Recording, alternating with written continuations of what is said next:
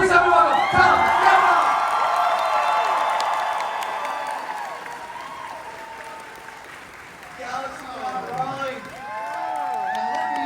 Our next guy, number one on your call sheet, number one in your hearts, the man who plays D-Flash. Are you listening, James Gunn? Grant Gustin!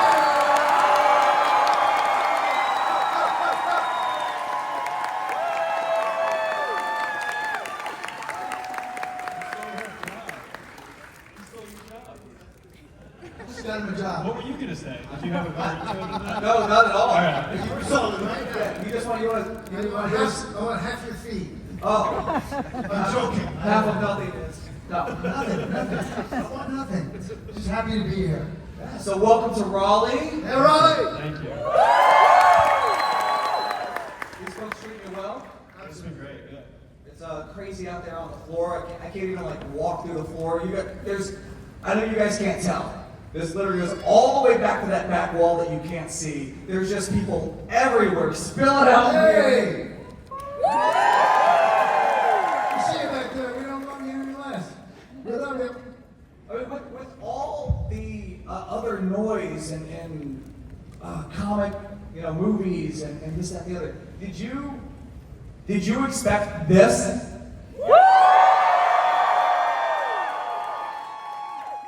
Yes, because Raleigh shows up.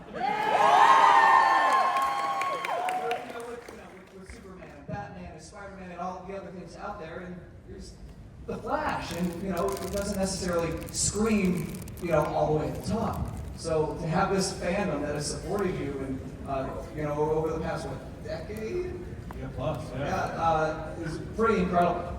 No, yeah. I always talk about. I think I naively assumed we would be a hit. Very different levels of approach when it came to like Grant's like, I'm amazing. And I'm like, you're fired, you're fired, you're fired, you're fired, you're fired. Show closed, show canceled, show canceled.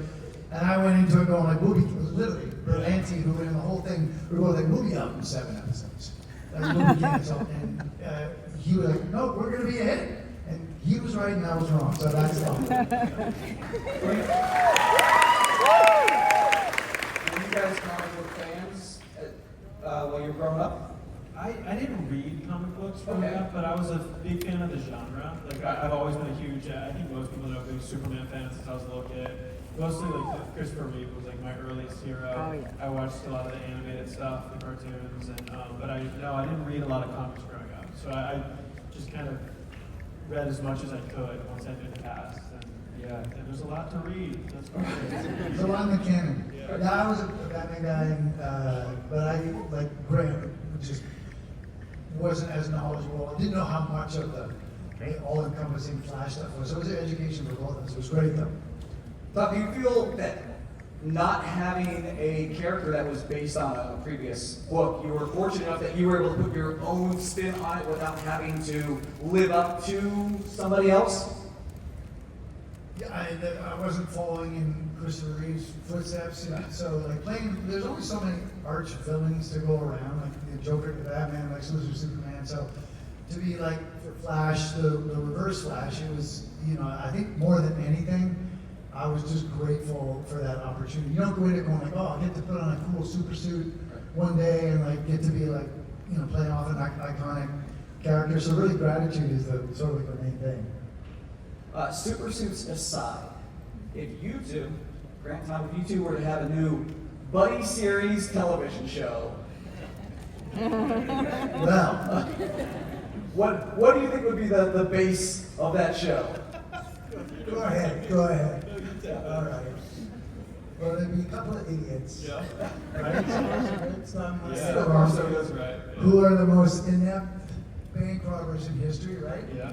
And they would try and knock off a bank without guns, and they would get caught, and they'd get tossed in the clink and the slammer in the joint, and where they'd be mistaken for the two most notorious, best safecrackers in history, freed by the mob to go do their dirty work without realizing that these guys are super, super, super idiots.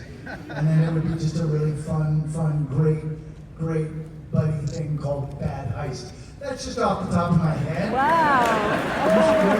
Thank you. Bad heist, anyone? Okay, thank you. With the show having, time You travel. weren't ready for that, were you? I was Holy not. crap. Yeah, there's, Get a whole pitch right Should have cleared that for you beforehand, but anyway, thank you. Thanks for your tolerance.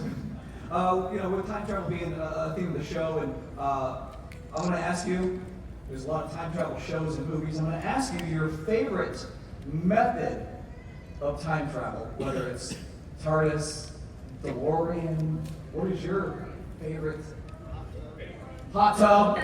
Not necessarily method, but I thought you were going to ask something different, like favorite time travel movie or something. Okay. And the thing that just popped in my head, and I hadn't thought of it in a while, but I've seen this movie like 3 times and I love it. It's Looper. And I feel like it's a game of love. Like, I feel like it's a really good movie.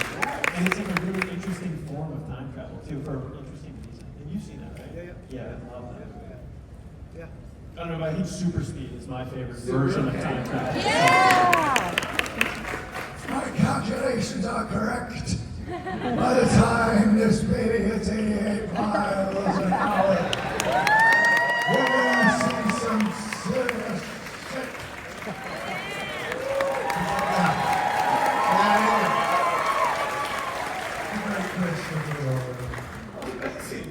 He does it all the time. Once had to do it before Christopher Lloyd after making the set swear that they would not tell Christopher Lloyd that I did a Christopher Lloyd impression. And they totally, outed me and said to Chris that I did it. I had to do it in front of him. And he goes, that's pretty good.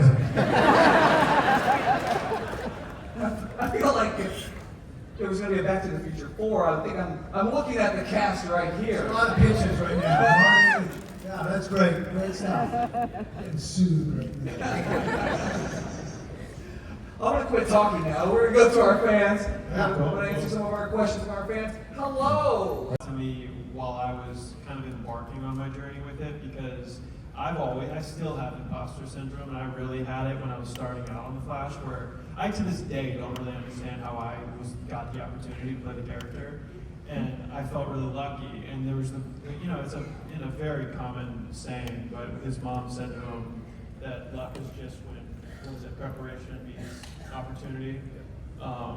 And that was something I had to remind myself all the time. And then that's something the Flash had to face all the time with his self-doubt, was believing that he could handle these things that were put in front of him. And it was something I had to remind myself over the 9 years of playing the character. I wasn't just lucky. I worked hard, and I was in the right place at the right time, and it was meant to be. So That's a great way of putting it, but also, the preparation is so much, right? And I think the fact that you, as the star of the show, were humbled about it helped make the show, because in the show, you'll see, there's 2 ways of playing like a hero. You can play a hero that knows the ending, or you can play a hero that is worried and scared and still does it, which to me is more heroic, and that's what Grant embodied.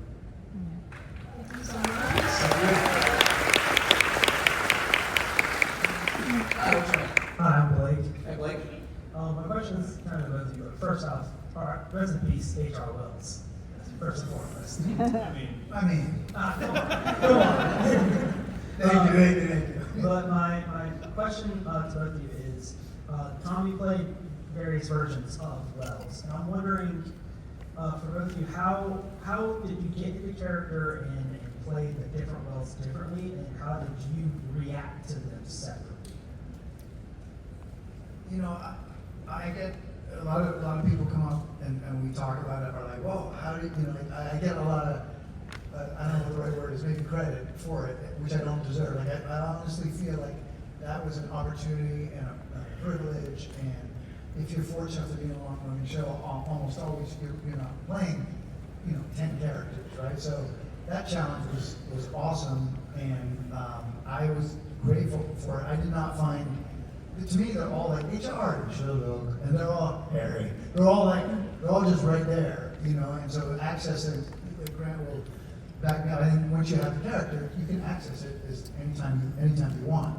So it's just having a question of having a quiver of 5 or 6 as opposed to 1 or 2. Yeah, and for me, that's the easiest part of acting. like you don't need to do any preparation to react to something. You just kind of come in and I get to just sit and watch whatever he's going to do and roll with it. And that's because you never know what you're going to get. And for me, that's the most fun part of acting is being across from somebody where you have no idea what's going to happen next. And you just have to listen to them and watch them and respond to them. And largely the fact that most of them were annoying was helpful too. And also like a number of them hated each other was also cool. You know, so yeah, there was a lot of negativity in a good way. Thank you. Thank you so much. Thank you. Hardest to play, to act against in whole of the series. I mean, thank you for your question. That's great. Like they were all. I don't think any of them I recall.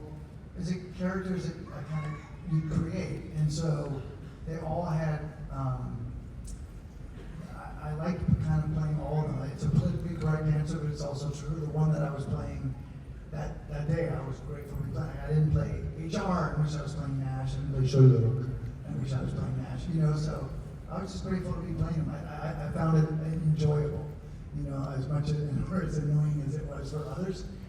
You know, it was for me. It was a privilege. Thank you.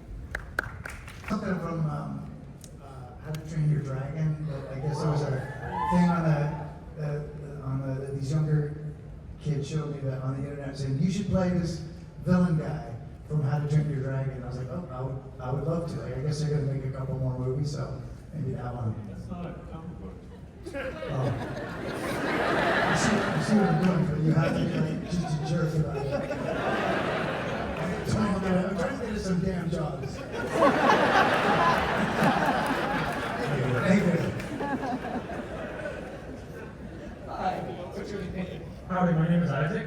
I was wondering, what was it like playing Savitar and getting to be the bad guy after being the hero for so long? Yeah, no, it was fun. Yeah, that's like I was saying earlier. I wish we could have explored more because most of the time I wasn't playing Savitar. There was like a giant guy, like a big old suit, and there was only a handful of scenes where it was me with the what we called pizza face. So it was fun. I don't even think I knew the whole time we were doing Savitar that I was Savitar. Like that's how little I would know. No, everyone else knew, but you know, you were out there. I was directing him in that one, the Savitar Because there one. was no reason for me to know. Like with like. I gotta get a flight. I'm in this. No, I just mean like he's in a suit where it's not like I had to. I wasn't playing anything. I wasn't playing Gustin. And Barry didn't know. So there's no reason for me to know until there was a reveal and I found out and I was like, oh shit. Season 3, he came up to me and was Barry Allen and the Flash. See? True story. What an I wasn't idiot. sure if you What knew. an idiot. No, I knew. Thank you so much. All right, so we got about 5 minutes left. Lightning round. Hello, my name is Kevin. I've been watching CW The Flash way back when I was like a freshman in high school. Really helped me get into DC Comics. My question for you, for Grant and Tom, for Grant. Who do you think was scarier, Zoom or the Reverse Flash? And Tom, do you think you're scarier than Zoom? I'll say Zoom and we can hear why Tom thinks I'm wrong. Zoom broke my back, dragged me through town, stabbed me through, like, I mean. Tell us why I'm wrong. Because the Reverse Flash is the arch enemy. And he's the scariest. I feel like you're proving my point. So you want, just to be clear, you're like, Teddy Sears. you're like, that's more scary. Teddy is milk. We love Teddy. And Teddy played Zoom. Teddy is like fantastic. Sweetest man. Sweetest human being. Maybe. Anyway, I don't need to talk about Reverse Flash. Reverse Flash speaks for Reverse Flash. Thank you.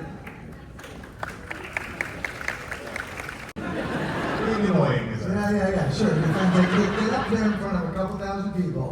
Where is your friend? And just like That's basically. the John DiMaggio Q&A. I want you to ask about Panabaker. You got Grant on stage. She's not here, and she's asking about someone else that's not here. This feels like a giant L to me, I gotta say. I love this. sorry for you for having to carry the buckets. This is not. Here's the thing about fan base. I'm not Me neither. Me neither. You can show up in person, friend. Sydney. I'm not even going to say that. Sid's not here, so. Do you have a question yourself? That's not Sydney's question. That you can film and show And Sydney. by the way, that everybody your in question line, is everyone in line right now is like, come on! I don't want to be that guy that wins the lightning rounds. You're awesome. Thank you. I know it's not like one of the most popular ones ever, but I loved your portrayal of someone, like a person who has ADHD, because I feel like that is something that is not well shown in like film in general. And I just wanted to ask, do you have any advice for people, especially like aspiring actors who have ADHD, how you like got through that, or if you had any advice for them? Well, I don't think I personally have ADHD. Maybe I do. I don't know. I mean, I've always had pretty significant anxiety that I've battled with at times.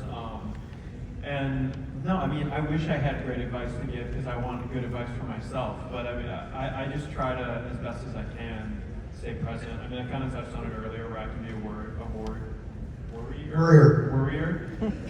warrior. And I think, you know, what spins me out the most is not just kind of being where I am. So just trying to stay present and focus on what's actually in front of me, because it's the only thing that's currently taking place, and it's going to pass you by. So you might as well focus on it. Yeah. Well said. Thank you. I think we have time for one last question. Line you said or scene you did while on the Flash? Probably We Are the Flash. No, I'm just kidding. I don't even think I ever said it. Did I say it? I already said it. How did you feel? What is it? I don't know. I can't remember a single line I said that. You can hide. Run, Barry, Run, probably. I mean, that's, I a can't. lot of people like it. Yeah. It's iconic. We did this. Lightning Gave Me Abs was a fun one. We did this thing. Like to turn your question into like a session ender. I would often say while we're doing the things, what's interesting is we won't remember this scene, or this scene that's so important to us, or that scene that's so important to us. What will really matter is, did we treat each other well? And I said, when the show's over, it's over forever, it feels like. Even though when you're doing it, it seems like an eternity. But then when it's done forever. And what you take with you is, you know, the friendships and did you treat each other well? Which is like, when you think about it, the solid way to get through life, are you treating people well? Thank you. That's going to be our time. Any last words? We have 11 seconds left. Any last words for our folks here, or that red dot right there speaks straight to James Gunn? Please, come on, James. You can do it. We believe in you. We hold no cards. No cards. No cards. Smile. Galaxy Con, Raleigh, please get up for our